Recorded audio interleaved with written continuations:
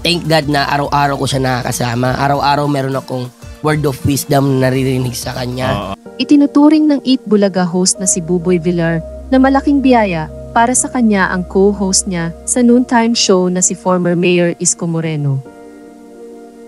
Magkasama si Buboy at Isko sa segment ng programa na G sa Jedli. Ani Buboy ay malaki ang pasasalamat niya dahil sa nai-enjoy niya ang trabaho na kasama si Isko ay marami siyang natututunang leksyon sa buhay galing sa dating mayor ng Maynila. Sambit ni Buboy sa panayam sa kanya ng isang online entertainment show na Marites University. Isang blessing pa po na makasama si Yerman sa isang segment na J sa Jedli. Mas naging chill ako at hindi na ako na-pressure sa mga bagay-bagay. Ibinahagi rin niya ang isa sa tumatak na sinabi sa kanya ni Yorme na unahin ang Panginoon sa lahat ng bagay. Dagdag pa ni Buboy, actually, isa lang yung parang tumatak talagang sinabi sa akin ni Yorme. Put God first. Yun talaga. The rest, siya na magha-handle nun. Kumbaga ibibigay na lang sa'yo ni Lord. Dito ka na lang dumaan. Yes or no ka na lang. Nagpapasalamat rin daw siya sa Diyos na araw-araw niyang nakakasama si Yorme dahil sa mga words of wisdom na ibinabahagi nito sa kanya.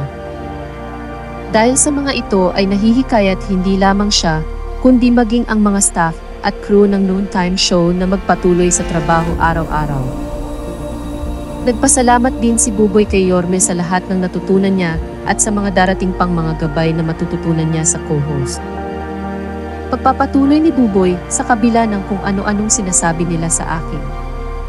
Merong Yorme na nagsasabi sa akin ng ganyan. Merong Yorme na nakaka-appreciate sa akin. Ibinahagi rin niya ang kanyang saloobin sa mga natatanggap na pambabatikos mula sa mga netizens simula nang masama siya sa pag-host sa Eat Bulaga.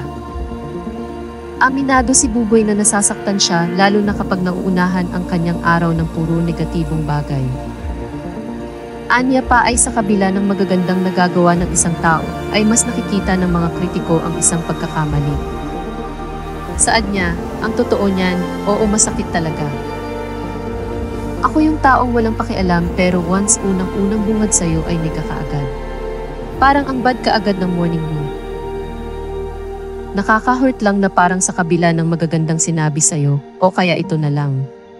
Sa 10 ginawa mo, merong isang mali. Kung mahina lang raw ang kanyang kalooban ay paniguradong bumigay na siya dahil sa matitinding pambabash.